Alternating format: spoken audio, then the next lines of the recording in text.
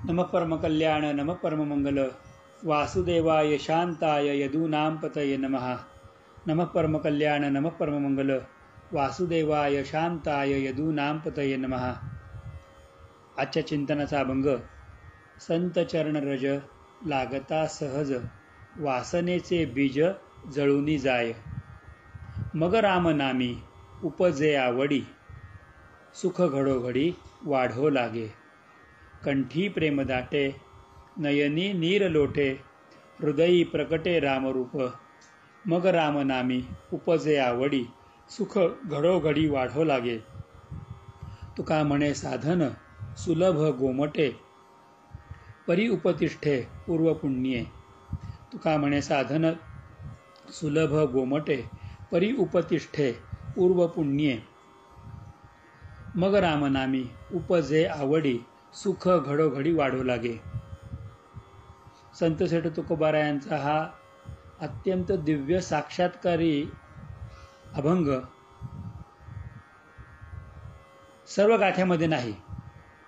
काही वेळेला बघायला गेलं गाथ्यात हा अभंग सापडत नाही, क्षेपकामध्ये सापडत नाही, पण हा अभंग तुकोबारायांचाच आहे, त्याच्यामध्ये कोणताही संदेह नाही. तुकाराम महाराजांनी या अभंगामध्ये सगळ्यात महत्त्व कोणतं वर्णन केलं असेल तर केवळ संतांचं आणि संत कृपेचं, संत चरण रजाचं महत्त्व वर्णन केलेलं आहे. की संत काय करू शकतात. एखाद्याला इकडचं तिकडे पार उत्तर ध्रुवाचं दक्षिण ध्रुवाचं उत्तर ध्रुवावरती कुठेही घेऊन जाऊ शकतात. आणि एखाद्याचा आमूलाग्र बदल, ज्याप्रमाणे परीस लोखंडाला सोनं करतो, म्हणजे त्याचं मूल्यही बदलतो, त्याचं स्वरूपही बदलतो, त्याचा आकारही बदलतो, रंगही बदलतो आणि त्याची लवचिकताही बदलतो. तद्वतची गोष्ट आहे. एखादा हलवाई असतो, तो दुधाचं रूपांतर इतक्या प्रेमाने त्या दुधाला उष्णता देऊन देऊन खव्यात करतो आणि तो हलवाईनुसार त्या खव्याला खवा ठेवत नाही. त्या खव्यामध्ये केशर टाकून, साखर टाकून, काहीतरी टाकून त्यापासून तो पेढा बनवतो, बर्फी बनवतो, किंवा तत्पश्चात तो खव्यापासून वाटेल ते सुंदर सुंदर पदार्थ तयार करतो. गुलाबजाम आदी त्याचं मूळ रूपच बदलून टाकतो दुधाचं. तसं एखाद्या व्यक्तीच्या हातामध्ये कला असते की ती व्यक्ती आपल्या हातामध्ये एखादी वस्तू आली की तो काहीही करू शकते. एखाद्याच्या हातामध्ये ब्रश आला तर तो ब्रशने नुसता कागदावरती रेघोट्या ओढतो आणि पाहता पाहता सुंदर स्वरूप साकारतो. एखाद्या व्यक्तीमध्ये कला असते, तो हातामध्ये छिन्नी हातोडा घेतो आणि ठोकतो कुठंतरी, आणि ठोकता ठोकता त्यातून तो अतिशय सुंदर भगवंतांची मूर्ती तयार करतो किंवा अति सुंदर अशी लाघवी एखादी प्रतिमा तयार करतो. एखाद्या माळ्याच्या हातामध्ये कला असते, तो 2 झाडांचे तुकडे तोडतो आणि डोळा बघून ते एकमेकांमध्ये जोडतो, त्याला शेणाचा गोळा लावतो, पट्टी बांधतो, पण त्यातून आविष्कार घडतो आणि तो आविष्कार काय तो 3 महिन्यानंतर कळतो. ते कोणत्या झाडाला कोणत्या रंगाचं फूल आणण्याचं सामर्थ्य किंवा लवकर फळ आणण्याचं सामर्थ्य त्याच्यामध्ये असतं.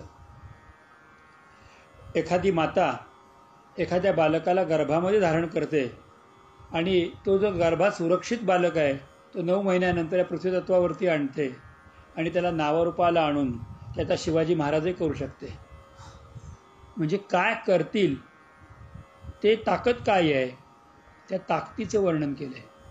पण या जगामध्ये जी आध्यात्मिक शक्ती आहे की जी आध्यात्मिक शक्ती आम्हाला परमात्म्यापर्यंत घेऊन जाते, त्या परमात्म्याकडे घेऊन जाणाऱ्या शक्तीचं वर्णन तुकोबारायांनी या अभंगात केलं आहे.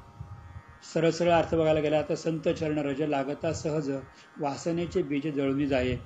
संतांचे जे ज्या जागी उभ्या राहतात तिथले जे रजक कण आहेत, ते मातीचे कण आहेत, त्या मातीवर जरी आपण डोकं ठेवलं आणि ते जरी आपल्या कपाळाला लागले तरी आपल्यामध्ये आमूलाग्र बदल होतो आणि आपलं वासनेचं बीज म्हणजे अज्ञान नष्ट होतं. वासनेचं बीज कोणतं आहे तर अज्ञान.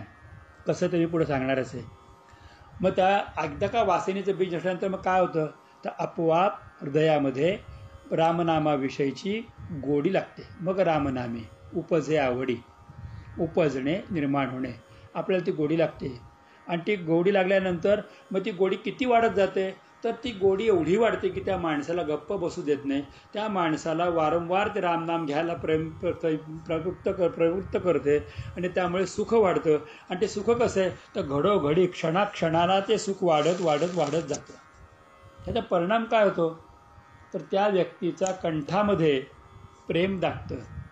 त्याच्या कंठामध्ये आजपर्यंत जे काही शब्दांचं जे वेगवेगळं सूत्र होतं, ज्या कंठामध्ये असलेल्या त्या बोलण्याच्या स्वरयंत्रामध्ये, ते सगळं बाजू फक्त रामनामाचा एकच स्वर घ्यायला लागतं.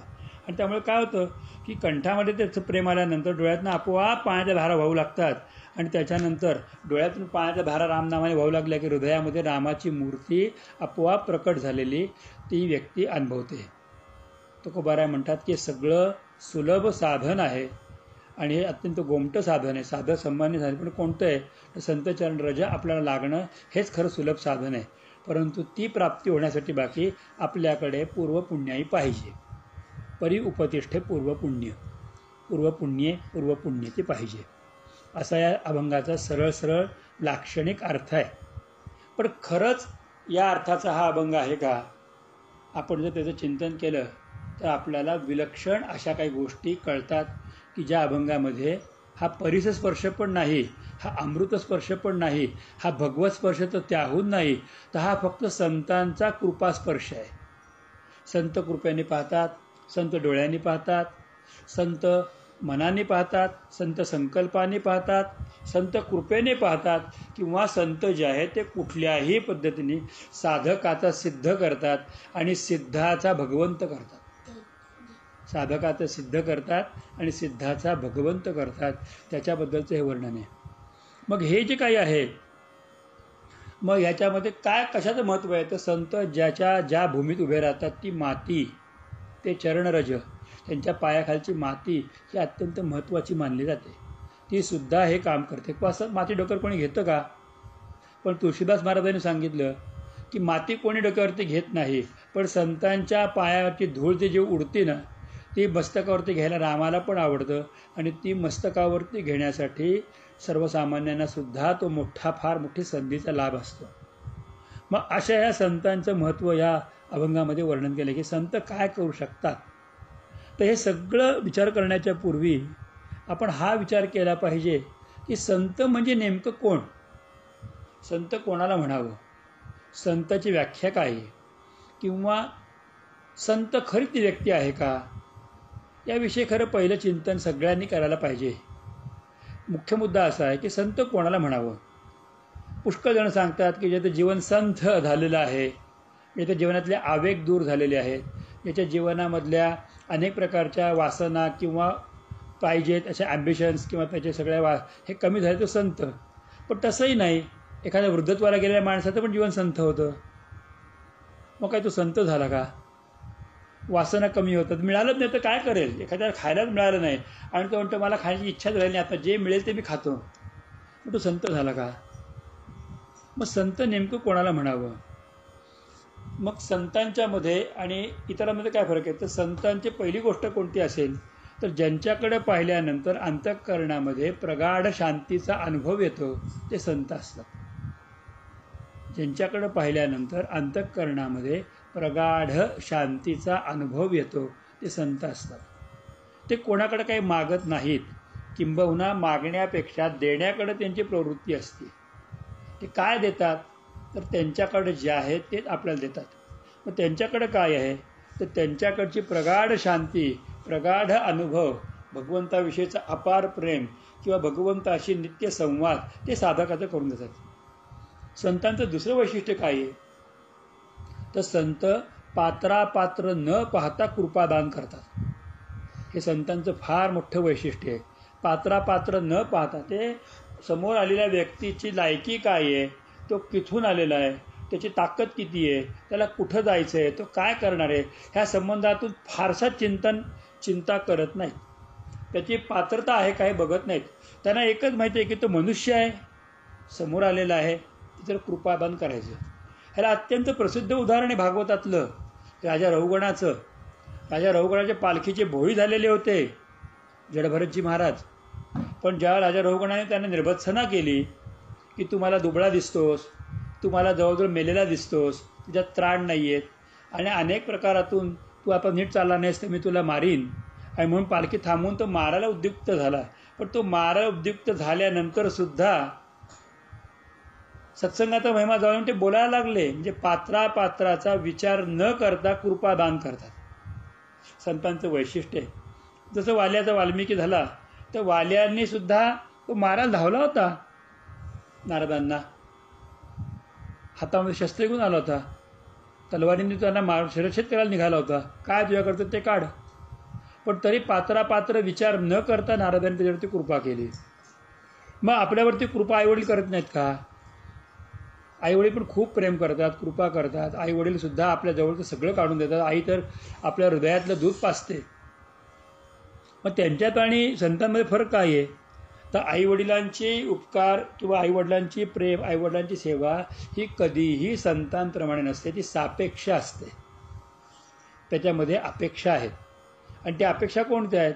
तर मुलगा मोठा व्हावा, तो स्वतंत्र व्हावा, त्याचं नाव व्हावं, त्याच्या नावाने आपल्याला ओळखायला जावं, किंवा त्यांनी म्हातारपणे आपल्याला सांभाळावं, अशा अनेक गोष्टींचं त्याच्यामागं चिंतन आहे. आईवडील पुत्रावरती प्रेम करतात, कन्येवरती प्रेम करतात, त्यांना शिकवतात, त्यांना मोठं करतात, पण कुठेतरी डोक्यामध्ये चिंतन हे असतंच की त्या मुलाने म्हातारपणी आपली काठी व्हावं, आपल्याला सांभाळावं, कुठेतरी आपल्याला त्यांनी आधार द्यावा. पण संत हे निरपेक्ष उपकार करतात.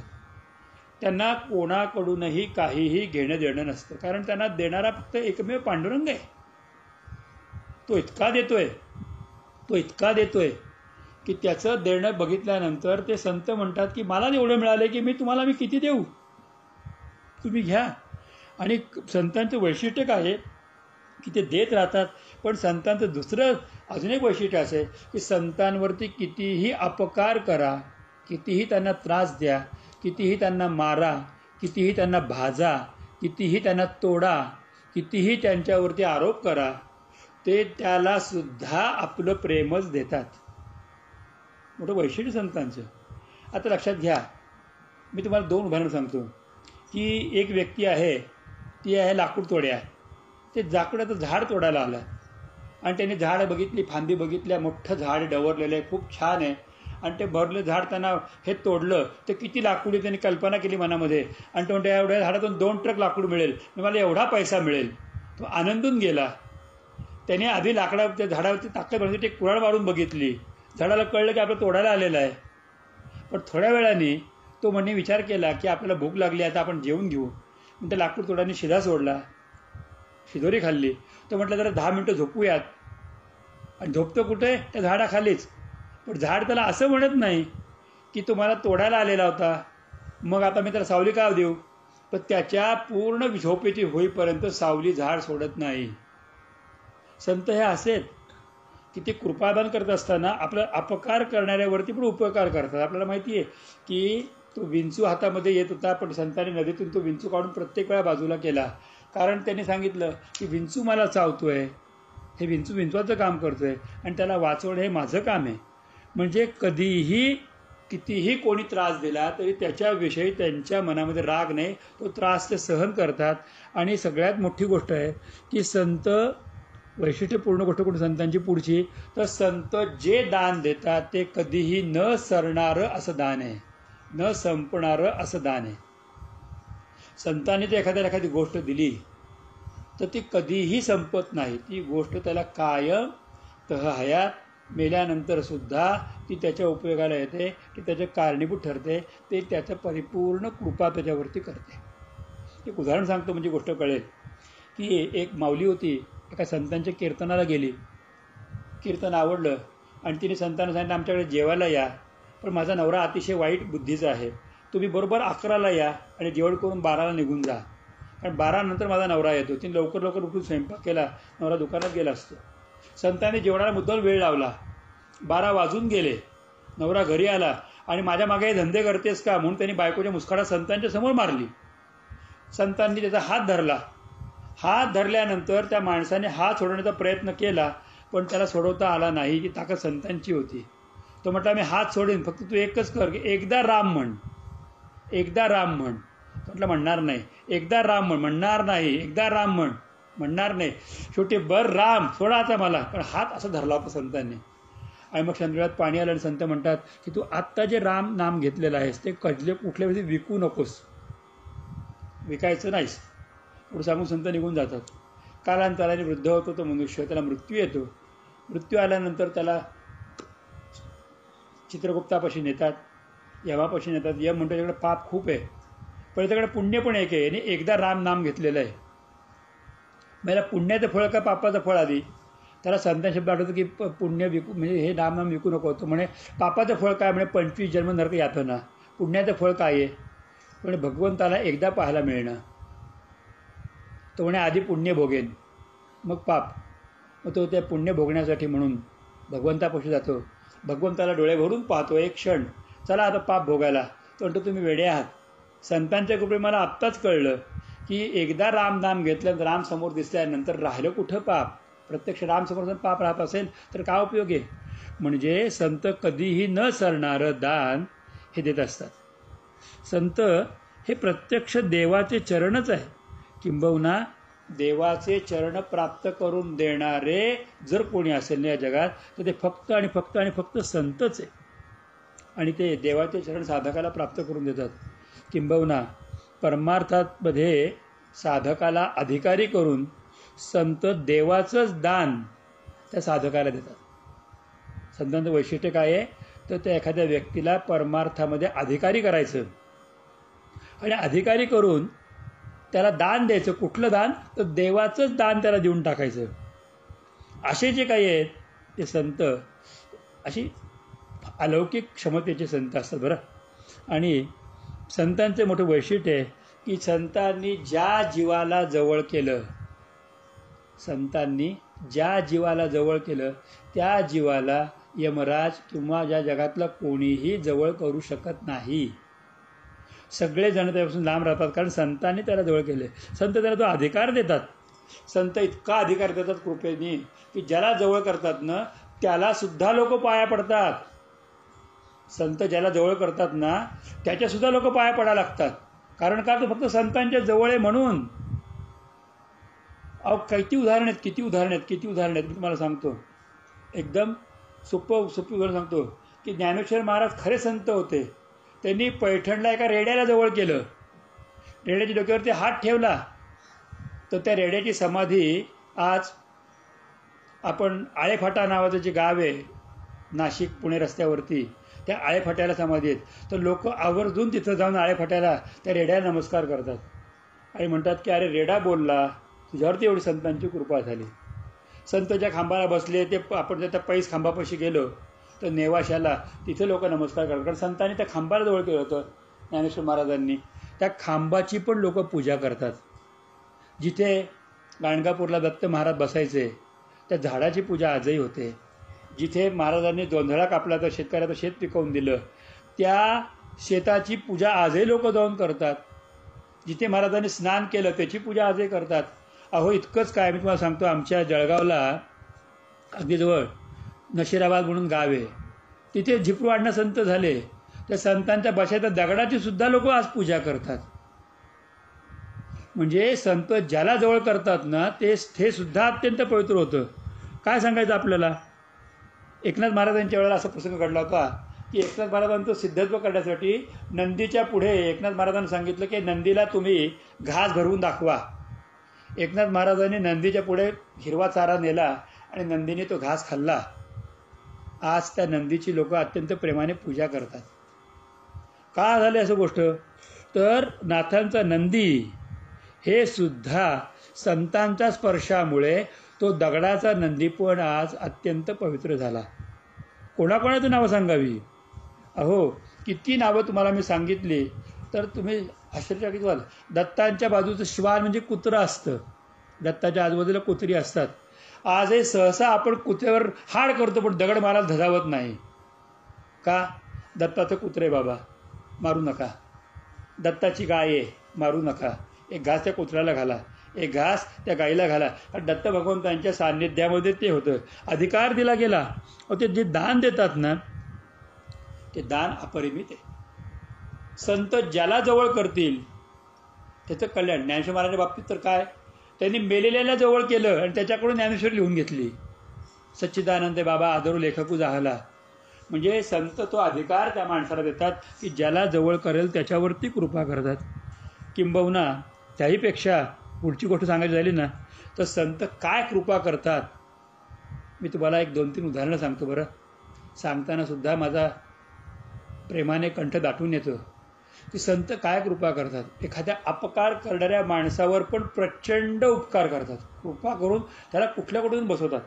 अहो, ज्ञानेश्वर महाराज ज्या वेळेला आळंदीला आले, आळंदीत होते त्यावेळेला त्यांना भयंकर त्रास दिला. कोणी दिला? एका ब्राह्मणाने. त्या ब्राह्मणाचं विसोबा खेचर नाव होतं, विसोबा कुलकर्णी. त्याचं कुलकर्णी आडनाव होतं, विसोबा त्याचं नाव होतं. तर तो विसोबा कुलकर्णी त्रास द्यायचा, संन्यासाची पोरं हिंडवायचा, थपडा मारायचा, हातातल्या झोळ्या फेकून द्यायचा, कितीतरी त्रास द्यायचा. पण ज्ञानेश्वर महाराजांना इतका त्रास दिला. पण माऊली ज्ञानेश्वर संत आहेत, त्यांनी एकच ठरवलं की एक दिवस असा करायचा त्या विसोबाला खेचर करून टाकायचं, खेचर करायचं, ह्याला पण आनंद द्यायचा. आणि मग त्याच्यावरती कृपा करण्यासाठी ज्ञानेश्वर महाराजांनी एक लीला रचली, आणि ती अलौकिक लीला. मुक्ताबाईला म्हटले की ताई, आज भूक लागली का आणि मला खायला मांडे पाहिजेत, तर मांडे करशील? म्हणजे करेन की. कधी नव्हत ते ज्ञानेश्वर महाराज मांडे मागतायत, तर तिला केवढा आनंद झाला. ती गेली आणि तिने जाऊन खापर मागून आणलं कुंभाराकडनं. कुंभार प्रेमळ होता, त्यांनी मांड्यासाठी खापर दिलं. बरं, एक खापर म्हणजे असं मातीचं तवा असं उलटा, तो दिला खापर. ती खापर घेऊन येत असताना विसोबाचा कुलकर्णी मध्ये वाटेत भेटला. कशाला रे खापर घेऊन चालला? म्हणजे माझ्या दादाला मांडे खायचे. तू संन्यासी पोरतुला कसले मांडे खायचे रे? म्हणून त्यांनी ते खापर असं हातातून उंच धरून खाली फेकलं, धाडकन. त्या खापराचे 50 तुकडे झाले. मुक्ताबाई रडायला लागली, परकर पोरक्यातली. तशीच हाताचे हे करत रडत त्या विसोबा खारकडे बघते. पण तिची ही हिंमत झाली नाही की परत त्या ह्याच्याकडे जावं आणि कुंभाराकडे दुसरं खापर मागावं. रडत उभी राहिली, आणि ती भर उन्हामध्ये रडत उभी होती. पाय पोळायला लागले, आणि त्याला बघून विसोबा खेचर हसायला लागला. विसोबा चाटी कुलकर्णी हसायला लागला. हट हट हट हट. आणि ती खूप तळमळली, खूप रडली. कुठून तरी मागे ज्ञानेश्वर महाराजांनी बघितलं आणि ये ग मुक्ते, इकडे ये बोलवलं. आणि मुक्ताबाईचं ते पायाला फोड आलेले ते बघितलं, आणि मुक्ताबाईला म्हटले, अगं असू दे, तुला मांडे खाऊ मला पण खायचे. मी माझ्यातला पंचाग्नीला प्रकट करतो. आणि मग माऊली ज्ञानेश्वर महाराजांनी आपली तिला पंचाग्नी जो आतमधला आहे तो त्याने प्रकट केला, आणि आपली पाठ लाल तापवली. मुक्ताबाईंनी मांडे तयार केले, आणि त्या विसोबा खेचर तो खिडकीतून बघत होता कुलकर्णी काय होते. आणि त्यावेळेला पाठीवरती मुक्ताबाईंनी मांडे भाजले, आणि अत्यंत प्रेमाने. आणि तोपर्यंत ज्ञानेश्वर महाराज शांत खाली मान घालून विठ्ठल विठ्ठल विठ्ठल म्हणत बसले होते. पाठ लाल लाल लाल अग्नीसारखी तापली होती, आणि त्याच्यावरती पोळत होतं. पण मुक्ताबाईंनी भराभर मांडे उलटले. बरं, 1-2 मांडे नाही केले. प्रपंचातल्या अनेकांना, गाईला खाऊ घालायला, प्राणी मात्रांना खाऊ घालायला, चिमण्या पाखरांना खाऊ घालायला, अतिथीला खाऊ घालायला, आणि मग सगळ्यांना दिल्यानंतर अर्धा तुकडा चौघा भावांना, एवढे मांडे तयार केले. मांडे तयार झाल्यानंतर सगळ्यांना खायला दिले. अतिथीला दिला, अभ्यंगताला दिला, काही वस्त्राला दिला, प्राणीमात्रांना दिला, किड्यामुंग्याला दिला. उरलेले 2 मांड्यांचे 4 तुकडे केले, आणि चौघांनी मिळून समोर पानं मांडली, म्हणजे केळाची पानं त्यांनी खायला सुरुवात केली. किती छान मुक्ते, खूप आनंद. आणि हा कुलकर्णी बाहेरनं बघत होता. बघणाऱ्या त्या कुलकर्ण्याच्या समोर मांडे खाल्ले गेले, आणि नंतर ज्ञानेश्वर महाराज मुक्ताला म्हणतात, ही 4 पानं उचल आणि बाहेर टाकून ये. त्याने ती बाहेर पानं टाकली, आणि त्यावेळेला विसोबा कुलकर्ण्याच्या मनामध्ये विचार आला, अरे आपण किती दोष केला. अरे, ज्यांच्यात ही ताकद आहे की जे आपल्या पाठीवरती पंचाग्नी प्रकट करू शकतात, आणि जे मांडे करू शकतात, त्यांना आपण किती त्रास दिला. पण तरीही त्यांनी ते मांडे एकट्याने खाल्ले नाही. अख्खा मांडा त्यांनी गाईला, अख्खा मांडा अतिथीला, अख्खा मांडा त्यांनी म्हणजे चिमण्या पाखरं कुत्र्यांना खाऊ घातला. सगळ्या अतिथी अभ्यंगत राहिलेल्या 2 मांड्यांचे 4 तुकडे फक्त अर्धा खाल्ला. पण या सगळ्यामध्ये आपण कुठेच आलो नाही. मग आपल्याला कसं खायला मिळणार? आपल्याला मिळाला नाही. तेवढ्यात बघितलं तर ज्ञानेश्वर महाराजांच्या पानावरती एवढासा तुकडा पडला होता. तो कुत्र्यासारखा पुढे त्यांनी जिभेरी चाटला आणि तो खाल्ला. त्यावेळेला म्हणते, बघ तो चाटी ज्ञानेश्वर महाराज म्हटले. आणि त्यावेळेला त्याच क्षणी त्यांना दिव्यत्व प्राप्त झालं. अखंड समाधी लागली, आणि समाधी लागल्यानंतर त्यांनी त्याला आत बोलावलं, डोक्यावरती हात ठेवला, आणि सांगितलं, तुझ्याकडनं फार मोठं काम मला करायचं आहे. ते म्हणजे महाराष्ट्रातल्या अध्यात्माची गुढी तुझ्याकडनं मला उभी करायची आहे. तुला आधी गुरुमंत्र द्यायला पाहिजे. ज्यांनी भांडं फोडलं होतं त्या विसोबा कुलकर्ण्याला चाटी नाव दिलं आणि त्याच्यावर ते अनुग्रह जिचे पाय पोळले त्या मुक्ताबाईकडनं देववला. आणि मुक्ताबाईनी त्याला जगामध्ये ब्रह्म दिसे उघडे, एकची सोने नाना लेणे, बाजूबंद आणि बुगडे म्हणून त्याला दिव्य ज्ञान दिलं. डोक्यावर ते हात ठेवला आणि सांगितलं चालत राहा, चालत राहा, चालत राहा, इथपर्यंत चालत राहा की जोपर्यंत परमेश्वर तुझ्या पायापर्यंत येत नाही. मुक्ताबाईच्या आज्ञेने चालत चालत गेला आणि औंढ्या नागनाथला परमेश्वर भेटला. तिथं थांबले. पण मोठं काम करायचं होतं. त्यात मुक्ताबाईंनी पंढरपुरामध्ये गोरोबा काकांच्या मदतीने नामदेव महाराजांना कच्चं मडकं ठरवलं. केवढी मोठी योजना होती संतांची. नामदेवांवरती कृपादान करण्यासाठी त्यांना गुरु पाहिजे होता. ते गुरुची योजना, त्यासाठी मांडे खायची इच्छा. ते मांडे खाऊन दिले. मुक्ताबाईला गुरुपद दिलं. तिच्याकडून विसोबा चाटीला गुरुपद दिलवलं आणि त्या विसोबा चाटीकडून नामदेवांना गुरुमंत्र देववला. सगळीकडे पाय ठेवला, हा कसला माझा गुरु, त्याला हा देवा पिंडर पडला, हा माझा कसला गुरु म्हणणाऱ्या त्या नामदेवाला सर्वत्र भगवंत भरलेला आहे, फक्त मंदिरामध्ये नाही, हे खरं दर्शन घडवलं. आणि तत्पश्चात ते गुरुमंत्र देऊन त्या विसोबा चाटीचा विसोबा खेचर, खेचर म्हणजे ख म्हणजे आकाश आणि चर म्हणजे जरा परमात्म्याच्यात भरलेला आहे, तो दाखवण्याचं सामर्थ्य दिलं. म्हणजे आपल्या शिष्याचा शिष्य करून त्याच्याकडे उद्धार करून घेतला. केवढी मोठी ताकद. संत काय करू शकतात हे तर काहीच नाही. एका संतांनी तर फार मोठं अवडंबर माझं प्रेते उठवायचं. त्यांनी मुक्ताबाईकडून एक काडी झटकून प्रेते उठवली आणि तो वाघावरती बसून आलेल्या चांगदेवाला या ज्ञानेश्वर महाराजांनी त्याची अहंकार कमी करण्यासाठी भिंतीवर न गेले आणि त्या चांगदेवाला मुक्ताबाईकडून आशीर्वाद देववला आणि मुक्ताबाईकडून डोक्यावर हाटून मुक्त करवलं. केवढी मोठी कृपा करतात संत. म्हणजे तो अधिकार देतात की तुम्ही किती का कसे का दुष्ट असेना, तर ते कसला का असेना त्या व्यक्तीतल्या सगळ्या दोषांना दूर करून त्याला पुढं आणतात. मग याचं नाव काय आहे, तर याचंच नाव आहे वासनेचे बीज जळून जाये. वासनेचं बीज म्हणजे काय, आम्ही चुकीचं का वागतो, आम्ही खोटं का वागतो, आम्ही पापाचरण का करतो, तर आमच्या मनामध्ये असंख्य जन्माच्या अनंत जन्माच्या घाणेरड्या वासना आहेत. त्या वासना म्हणजे काय, तर अज्ञान. आणि जोपर्यंत अज्ञानाचा नाश होत नाही तोपर्यंत भगवंतांच्या विषयीचं आपल्याला ओळखच लक्षात येत नाही, पटत नाही, समजत नाही, आपण जाऊ शकत नाही. मग संत कोण आहेत, तर संत पात्र न पाहता कृपादान करतात ते संत. ज्यांच्याकडे पाहिल्यानंतर अंतःकरणाला बरं वाटतं ते संत. जे कृपेचं दान करतात ते संत. जे आपणासारखे करती तात्काळ नाही काळ वेळ तया लागी ते संत. संतांचं पहिलं वैशिष्ट्य काय आहे, तर संत ब्रह्मनिष्ठ असतात. ते एका परमात्म्या वाचून इतर कोणाकडेही कधीही बघतच नाहीत, इतर कोणाचा विचारच करत नाही. ते ब्रह्मनिष्ठ संत असतात. त्यांच्या दृष्टीने एकच, भगवद्गीतेत सांगितल्याप्रमाणे सुख दुःखे समे कृत्वा लाभा लाभ जया जयऊ. त्यांना सुख दुःख सगळं सारखं आहे, लाभ हानी सगळं सारखं आहे. सारखं संत कसे आहेत, तर त्यांचं वर्णन करताना एका ठिकाणी म्हटलंय, मार्ग दावून गेले आधी दयानिधी संत पुढे, तेण्याची पंथे चालो जाता न पडे गुंता कोठे काही. किंवा एका ठिकाणी म्हटलंय की संत कृपा झाली इमारत फळा आली, संतांची संगती मनुमार्गे गती. तर किती संतांविषयी सांगावं. तर त्या संत जिथे उभे राहतात ना, ती गोष्टसुद्धा खूप खूप खूप पुण्यकारक ठरते बरं. आता संतांच्या हातातली गोष्टसुद्धा संतांची एवढीच कार्य करते. गोविंद महाराजांची काठी, आनंद संस्थांचे गुरुगोविंद महाराजांची काठी ज्याला स्पर्श करतील त्याला ब्रह्मज्ञान ब्रह्मविद्या देत होते. आपण परवा कीर्तनामध्ये ऐकलं की त्या परडकरांच्या हातावर काठी मारली आणि पादुका चिन्ह उमटवून ठेवलं. हे त्या काठीचं वैशिष्ट्य. संत केशवदत्त महाराजांच्याकडे काठी होती. ती काठीला स्पर्श मला करायचं भाग्य मिळालं. ती काठी आजही व्यास कुटुंबांच्याकडे, आजही प्रीतीजी व्यास यांच्या घरामध्ये ती काठी आहे, केशवदत्त महाराज छोटीशी काठी. पण त्याच्या काठीने केशवदत्त महाराजांनी मृत झालेल्या माणसाला जिवंत केलेलं आहे. त्या काठीला आजही दर्शन करता येतं. त्यांच्या देवाऱ्यामध्ये ती काठी आहे. मी स्वतः स्पर्श केला त्या काठीला आणि एक अनामिक आनंद घेतलेला आहे. संत काय करू शकत नाही त्यांच्याकडच्या एखाद्या वस्तूने. संतांच्या घोंगडीला हात लावला होता, म्हणजे रामदास स्वामींची घोंगडी पकडली होती एकाने, तर त्याला शाप दिला होता की उद्या सकाळ सूर्योदय पाहणार नाहीस तू, आपल्या कथा माहिती आहे. तर ती घोंगडी धरली तर त्याचा मृत्यू टळला होता.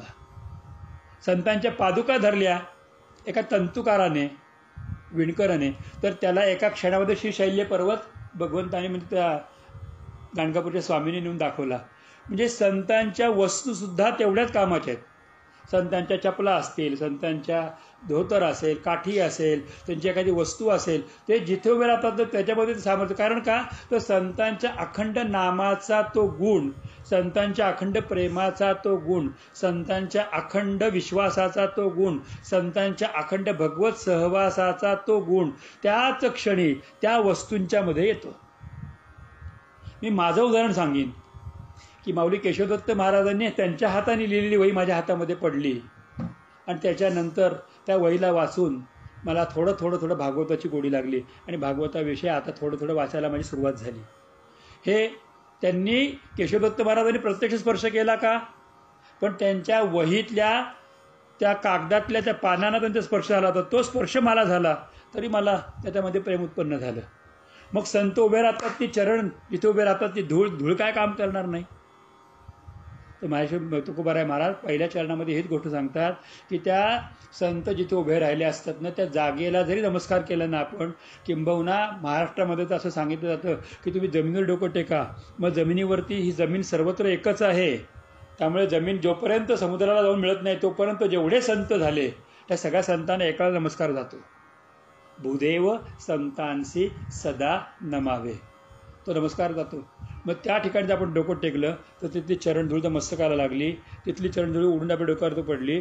तर पहिलं काम काय होतं, तर पहिलं काम तेच होतं की आपोआप कृपा होते. आणि संतांना कृपा करण्यासाठी मी तुझ्यावर कृपा केली असे शब्द बोलावे लागत नाहीत. या वास्तविक जगामध्ये, आजच्या जगामध्ये खोटं ओळखतं, आय लव्ह यू नाही बोललं तर नवरा बायकोमध्ये संशय निर्माण होतो की आज मला म्हटला का नाही. पण संतांना ते बोलावं लागत नाही. कृपा मनाने करतात, कृपा चिंतनाने करतात, कृपा सामर्थ्याने करतात, कृपा अहैतुक हेतूने करतात. अशा संतांच्या चरण धुळीवरती जरी मस्तक टेकलं ना, एखाद्या संतांच्या समाधीमध्ये आहेत त्या समाधीवर जरी डोकं टेकलं ना तरीही आम्हाला तीच कृपा प्राप्त होते. संतांच्या चरण धुळीवर मस्तक ठेवलं तरी तीच कृपा प्राप्त होते. किंवा संतांनी स्पर्श केलेल्या एखाद्या वस्तूला जरी आपण हात लावला तरी ती कृपा प्राप्त होते. तर आपल्याला या कृपेचं सामर्थ्य समजण्यासाठी फार अवघड नाही आहे. आपल्याला संतांच्याकडनं वस्तू मिळाल्यानंतर आपण त्या स्वतः वापरतो. आपल्या इतकं दुर्दैव दुसरं कोणी जीव नाही. त्या दिलेल्या वस्तू आपलं आमूलाग्र सगळं बदलून टाकण्यासाठी म्हणून दिलेल्या असतात. आपलं सुकृत बदलण्यासाठी, त्या आपल्या सगळ्या दैवातले दोष दूर करण्यासाठी ती वस्तू फक्त आपल्या घरामध्ये असणं. म्हणजे ज्याप्रमाणे लोकांच्या घरामध्ये चिमणी असते ना, चिमणी थंडीमध्ये ते चिमणी एका बाजूला असते, त्याच्यामध्ये लाकडे घालून ती पेटवतात, पण त्या चिमणीच्या पेटवल्यामुळे अख्खं घरामध्ये ऊब येते. किंवा हीटर एका ठिकाणी लावलेला असतो, त्या हीटरमुळे अख्ख्या घरामध्ये उष्णता पसरते. किंवा AC एका ठिकाणी असतो, त्याच्यामुळे अख्खं घर गार होतं. तसं संतांची वस्तू एका ठिकाणी असते, पण तेवढ्या एका ठिकाणच्या वस्तूमुळे अख्खं कुटुंब सुरक्षित होतं, अख्खं कुटुंब प्रेममय होतं. आम्ही सांगलीला गेलो होतो, कोटणीस महाराजांच्या तिथं दर्शनाला गेलो होतो, तर तिथे मला पाहायला मिळालं कोटणीस महाराजांच्या पूर्वजांना मिळालेली भाकरी, कोटणीस महाराजांच्या पूर्वजांना मिळालेल्या समर्थ रामदास स्वामींच्या पादुका. त्याला स्पर्श केल्यानंतर आजही अंगावरती रोमांच आले आणि ते प्रेम, तो आनंद आजही प्राप्त झाला होतो. कारण काय आहे की संतांच्या वस्तू ती सामर्थ्य आहे. आणि म्हणून तुकोबाराय महाराज पहिल्या चरणामध्ये सांगतात की संत चरण रज लागता सहज. अशा एखादा संत एका ठिकाणी उभे राहिले आणि त्या ठिकाणी आपण डोकं टेकलं गेलं तर काय कृपा सांगावी. तर सहज जरी आपण डोकं टेकलं गेलं तरी तात्काळ वासनेचे बीज म्हणजे आपल्यातला अहंकार किंवा अज्ञान जळून जाय. वासना म्हणजे दुसरं काही नाही, आपला अहंकार किंवा अज्ञान, त्याचं बीज जळून जातं. खूप मोठा विषय आहे. वासनांचं बीज म्हणजे अहंकार किंवा अज्ञान कसं, आणि ते जळाल्यानंतर काय उत्तर मिळतं, हे सगळे आपण चर्चा उद्या पाहूयात. उद्या पुन्हा चिंतन करू. आज मी फक्त एकाच गोष्टीचं चिंतन केलं, संत चरण आणि रज या परमतत्वाचं चिंतन केलं. आता वासनेचे बीज जळून जाय म्हणजे काय, आणि बाकीची जी चर्चा या अभंगातली सापेक्ष चर्चा आणि त्यातला खरा आनंद जो आहे त्या आनंदाची चर्चा आपण उद्या दिवशी करू. झालेली सेवा त्या संतांच्या चरणी अर्पण करून प्रार्थना करूयात की कुठल्या तरी जन्मामध्ये कृपादान तुम्ही आमच्यावरती केलेलं आहे, या जन्मात पुन्हा कृपादान करा आणि खऱ्या संतांची ओळख होऊन, खऱ्या संतांची भेट होऊन, त्यांच्या चरणावरती मस्तक ठेवण्याची किंवा ते उभे राहिले तर जागेवर मस्तक ठेवण्याची संधी आम्हाला प्राप्त होवो, हीच श्री गुरु गोविंद महाराजांच्या चरणी प्रार्थना करून आत्तापुरता वाणीला विश्राम देतो. गोपाल कृष्ण भगवान की जय. अभंग संपलेला नाही. अभंगाच्या पहिल्या चरणातलं पहिलं अक्षरच फक्त झालेलं आहे. तर पुढचं अजून चिंतन करणं बाकी आहे, ते आपण नंतर करूयात. गोपाल कृष्ण भगवान की जय. श्री गुरु गोविंद महाराज की जय. श्री सद्गुरु केशवदत्त महाराज की जय. सद्गुरुनाथ भगवान की जय. सर्व संतन की जय. गोपाल कृष्ण भगवान की जय.